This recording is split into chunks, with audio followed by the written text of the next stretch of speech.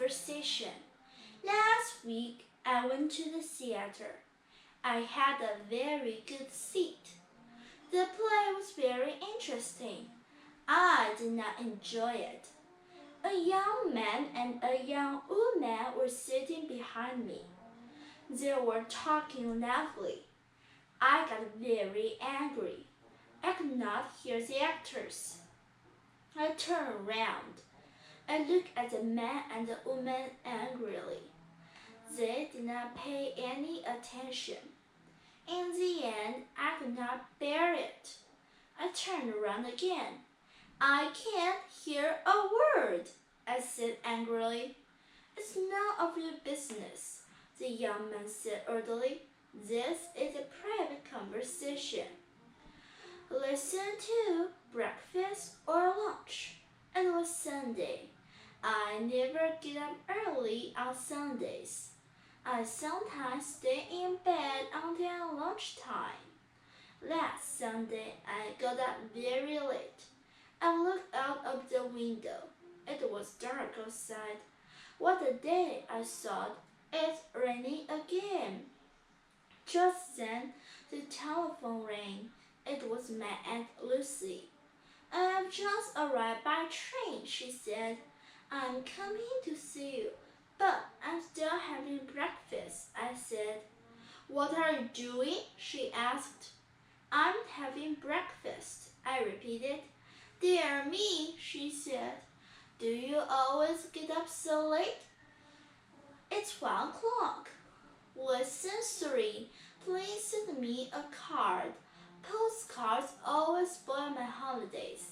Last summer, I went to Italy. I visit museums and sit in public gardens. A friendly waiter taught me a few words of Italian. Then he lent me a book. I read a few lines, but I did not understand a word. Every day I thought about postcards. My holiday passed quickly, but I did not send cards to my friends. On the last day, I made a big decision.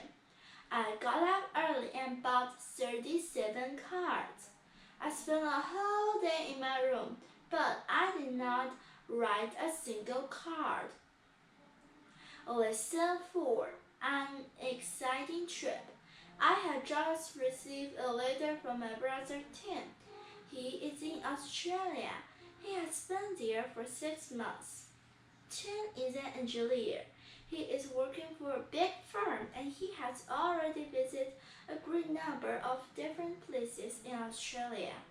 He has just bought an Australian car and has gone to Alice Springs, a small town in the center of Australia.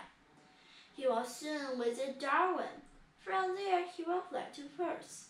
My brother has never been abroad before, so he is finding this trip very exciting. Lesson 5. No round numbers.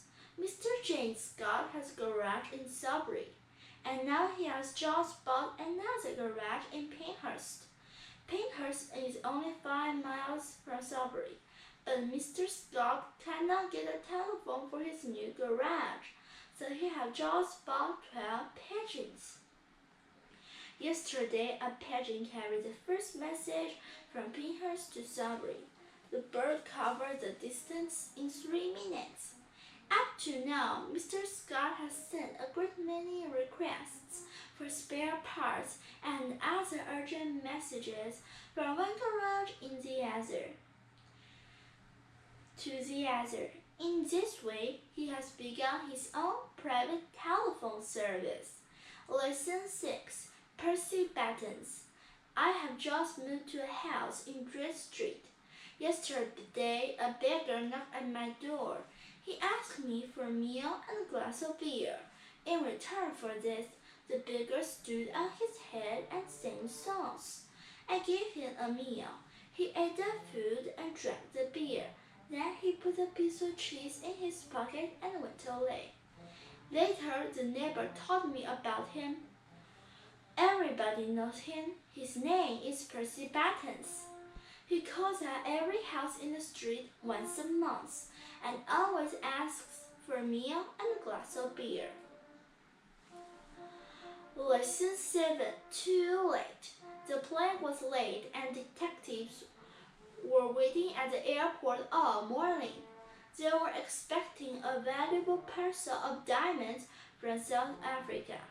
A few hours earlier, someone had told the police that thieves would try to steal the diamonds.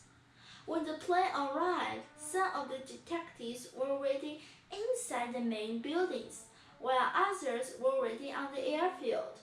Two men took the parcel of the plane and carried it into the customs house, while two detectives were keeping guard at the door.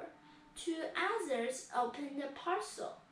To their surprise, the precious parcel was full of stone and sand. Lesson 8. The best and the worst. John Sanders had the most beautiful garden in our town. Nearly everybody enters for the nicest garden competition each year, but John wins every time. Beatrice's garden is larger than John's. Bill works harder than John and grows more flowers and vegetables, but John's garden is more interesting. He has made a meat path and has built a wooden bridge over a pool. I like gardens too, but I do not like hard works. Every year I enter for the garden competition too, and I always win a little prize for the worst garden in the town. Lesson 9. A cold welcome. On Wednesday evening, we went to the town hall. It was the last day of the year, and a large crowd of people had gathered under the town hall clock. It was struck 12 in 20 minutes' time. 15 minutes passed, and then at 5 to 12, the clock stopped. The big minute hand did not move. We waited and waited, but nothing happened. Suddenly, someone shouted, "It's 2 minutes past 12. The clock has stopped." I looked at my watch. It was true. The big clock refused to welcome the new year. At that moment, everyone began to laugh and sing. Lesson 10. Not for jazz. We had an old musical instrument. It is called a clavichord. It was made in Germany in 1681.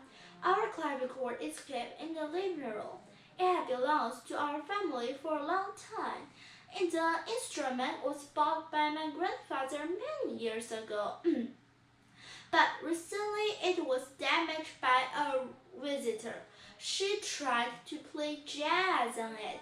She struck the keys too hard, and 2 of the strings were broken.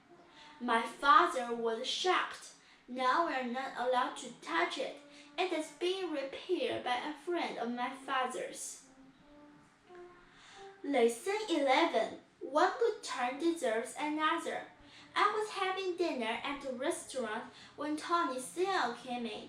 Tony works in a lawyer's office years ago, but recently it was damaged by a visitor. Tony works in a lawyer's office years ago, and he is now working at a bank. He gets a good salary, but he always borrows money from his friends and never pays it back. Tony saw me and came and sat at the same table. He has never borrowed any money from me. While he was eating, I asked him to lend me 20 pounds. To my surprise, he gave me the money immediately. "I have never borrowed any money from you," Tony said, "so now you can pay for my dinner." Lesson 12. Goodbye and good luck. Our neighbor, Captain Charles Ellison, will sail from Portsmouth tomorrow. We'll meet him at the harbor in the morning. He will be in his small boat, Topsail. Topsail is a famous little boat. It has sailed across the Atlantic for many times. Captain Ellison will set out at 8 o'clock, so we have plenty of time. We'll see his boat and then we'll say goodbye to him. He will be away for 2 months. We are very proud of him. he will take part in an important race across the Atlantic. Lesson 13. The Greenwood Boys.